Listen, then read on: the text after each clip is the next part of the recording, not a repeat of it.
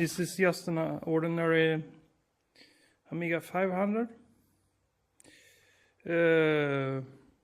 Probably with the Kickstart 1.2, 1.3, just an ordinary, not the plus version. Yeah, most of them built in 1987. This place where I am is built before. So yeah, it's a nice place to check out Amiga 500. Everything is authentic. It's from the beginning of 80s, and I have a TV, a CRT TV, to test it on. So let's see. I don't know if this one is working. It got switch for the expansion memory. It's pretty dirty, as you can see. They have used it a lot. But it can be both positive and negative if it's been used a lot. So, yeah, well, what kind of dirt is that? Oh, yuck. So, I will have a closer look on this one. I always unmount them before I'm turning them on, because I want to see if the caps is all okay and if everything is in place.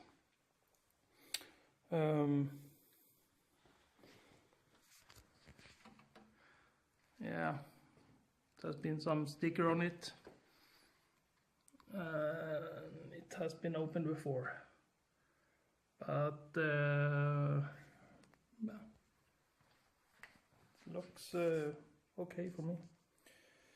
I will not keep this one. I have better Amiga 500 than this one. But sometimes I buy stuff just because I don't want them to be sold too cheap. And I want to learn. I learned something about every Amiga. And let's see what I can learn about this one. As you can see, it's no expansion memory in it. I think I have already unmounted it because of the Varta battery problem, or problems, as usual. And the cover looks okay. Sometimes you can see some battery acid on them, and everything here looks okay too. Nice and shiny, as it should look like. And here we got the cable for the switch. Yeah.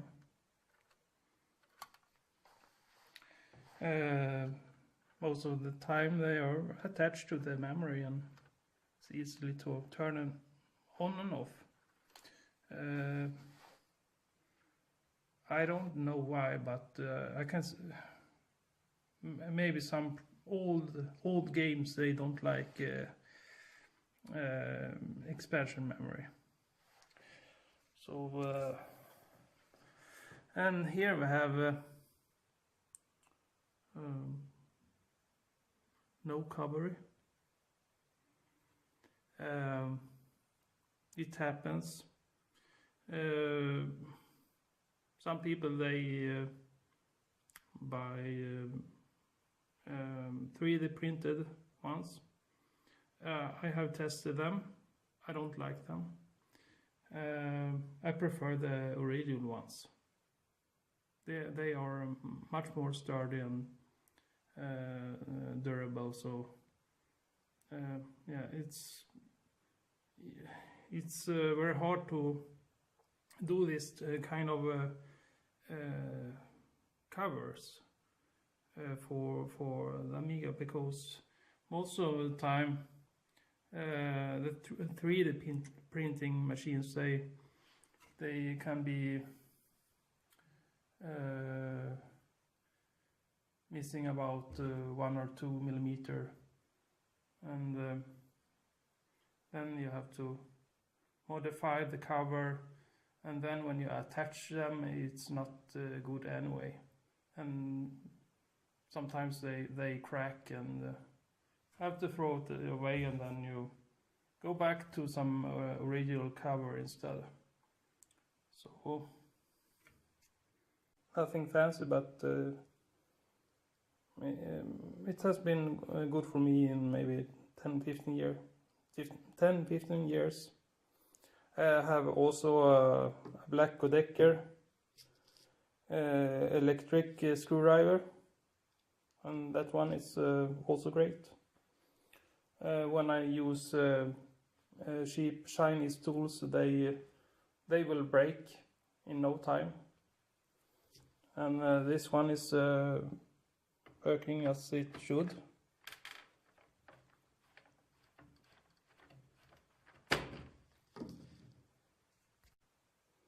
Yes, and let's see what we will find underneath this one.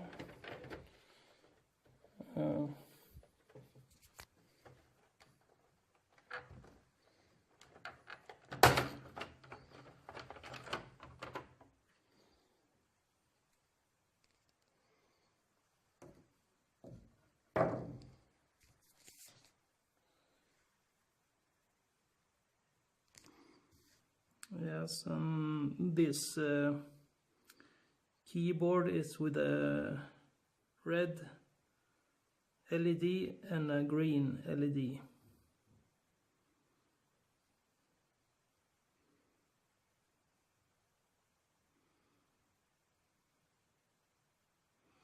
See, power red, drive green.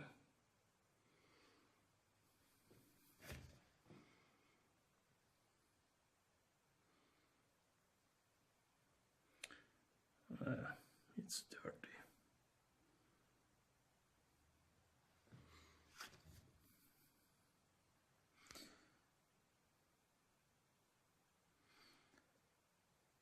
And here we have the shield cover for the motherboard.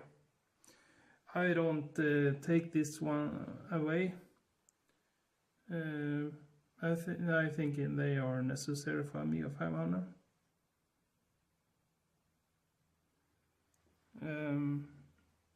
I don't do C64, but I understand if they take away from C64 because it's like paper or something. But this one is in metal and very well done, and they protect the motherboard.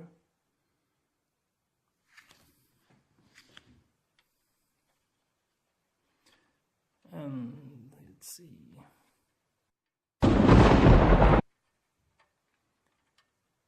Okay.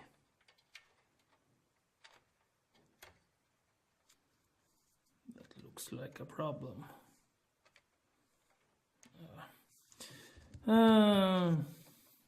This one breaks all the time.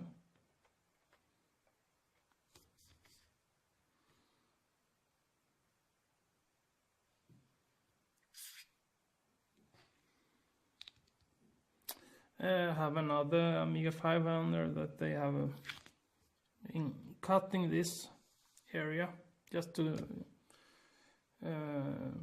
install a Gotek flop emulator. It looks like crap. Nowadays you can buy flop emulators that they made for Amiga 500, and you don't have to cut this. You can find companies at eBay that do that all the time, but they have learned. But I can think that thousands of Amiga 500 have been demolished that way. They don't look like Amiga 500 anymore. So I don't like it. Anyone can do whatever they want with a Amiga 500 that they own. Amiga 500 have been mass produced, but sooner or later we will not have a lot of Amiga 500. Amiga 500 got great caps. Most of the time it's not necessary to recap them, but sooner or later it will be necessary. If they don't leak, they will be dried out.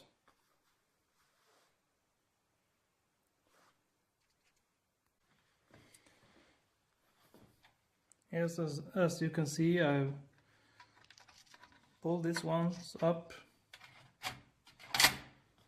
and yeah, this one too.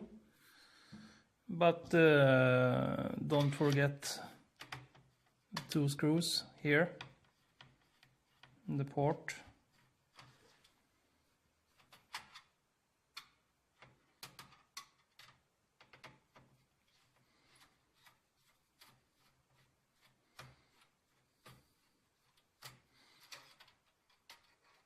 This one is not necessary, but if you're going to use the port, it will probably be better to have it. It's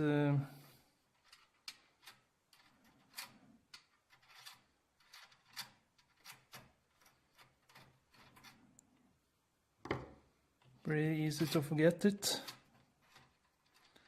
when you do a couple of Amigas.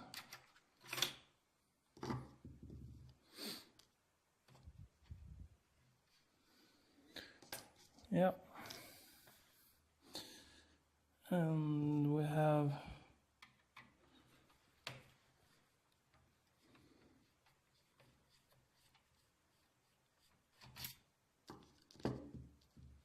these two. The screws can look a little bit different. For floppies and things like that you have got this one, and this one is for plastic, and when you're screwing this one back, I have learned that it's best to turn it against the clock first, just to feel where it's coming back, and then you do it clockwise. And that way you don't have to damage the plastic.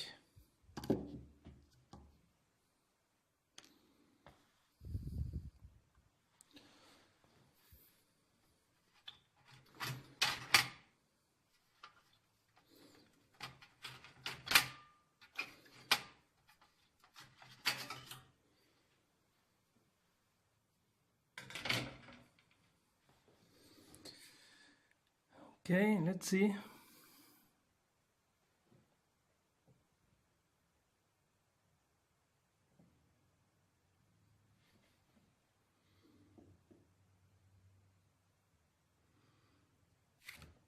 The angle is looking good.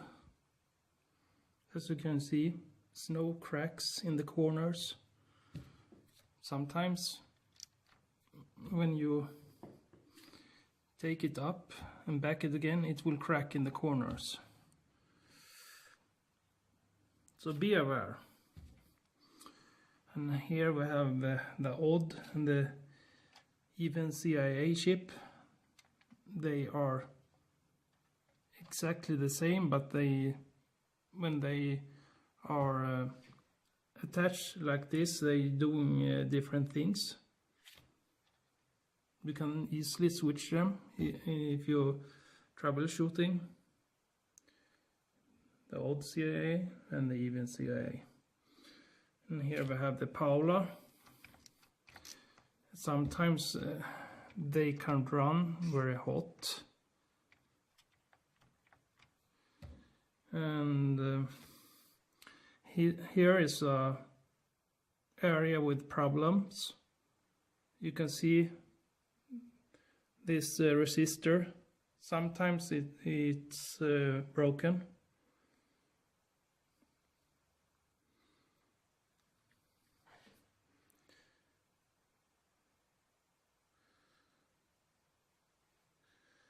Yeah, and here we have the Denise graphic chip.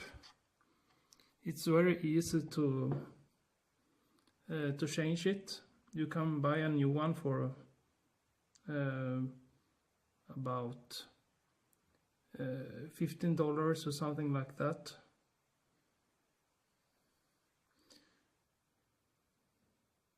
Here in Sweden we have a retro company called Demand.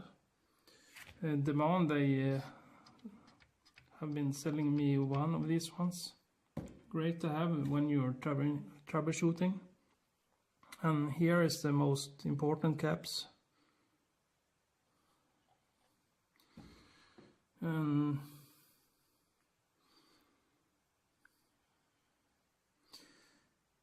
As you can see, this is a later model, and that's why they have places for even more memory. It's very rare someone is using this one, but I think it's possible to reroute the expansion and use this one instead, and you can also do some Agnes thing and get more memory, like it would be like Amiga 500 plus. But well, I don't see any reason to do it. You can easily get memory in other ways. Of course, it's chip mem and fast mem, so they're a little bit different.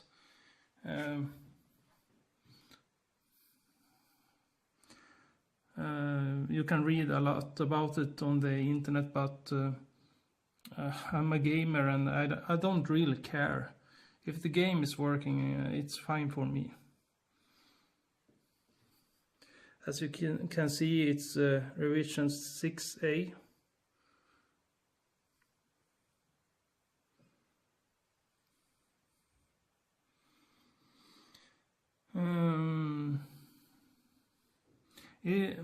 They used a lot of quality products on Amiga 500. As you can see here, it's a Foxconn connector for video out. And this area is very important. If something is not working, if you can't boot the computer, it's somewhere here. But if you have problems with the sound, it's probably over here. Here you have some caps. In this case, it looks great. I don't see any reason by to change them, recap them. The soldering looks okay or great, and here you have like an audio filter. You can read it here also. If something is wrong with the caps or a transistor or something, you will get a disturbance. It will go up over here, and it's very easy to see what kind of channel it is on. It's just to pull one cable, and you can see where it is. This one looks great.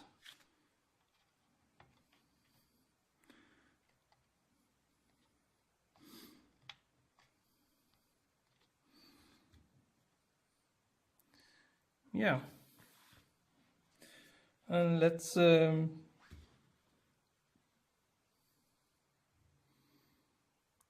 check underneath the floppy drive as well.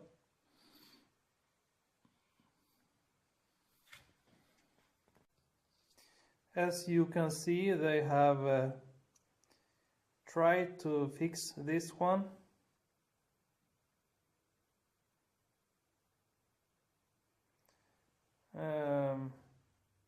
This is the bottom to the floppy, and it's broken.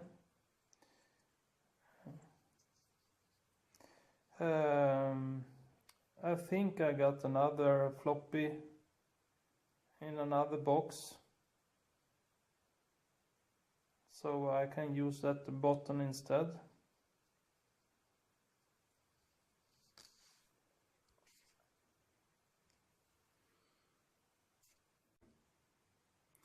Everything looks okay underneath the floppy drive as well.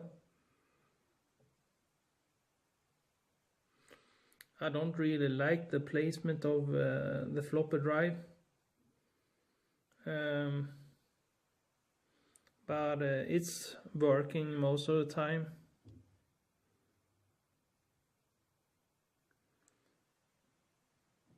And this is the audio filter, left and right channel, and the soldering looks okay. Maybe they have recapped this one sometime, I don't know, but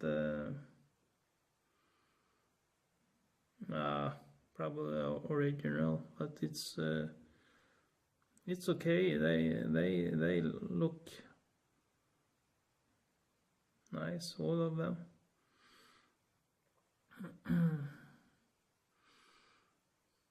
They are flat on the top, and they don't seem to leak or explode.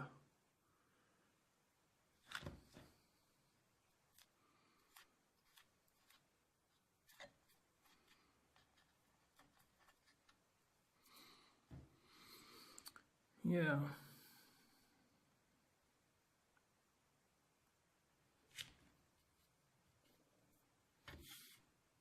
It's dust. I don't think I got time to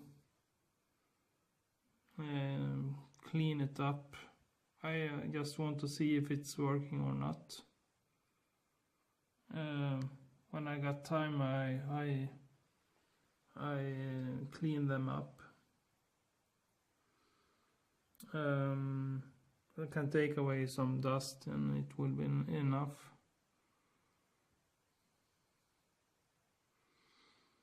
And the motherboard looks great.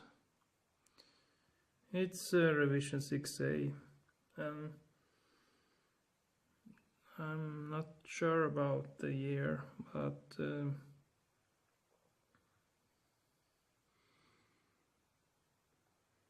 it says 1988. and on the sticker, I don't know. It's probably late 1987, and maybe they got parts from 1987, and they built this one in the beginning of 1988. Most of the time they took what they had, so sometimes they can look a little bit different.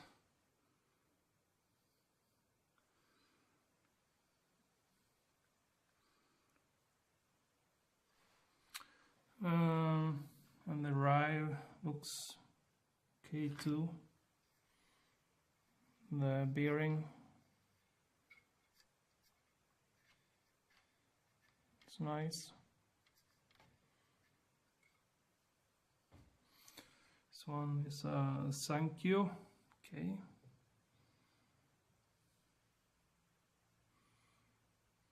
Yeah. I will test this one when I have found the other parts. Let's see what I found here. 512K RAM expansion with a leaking battery. So I will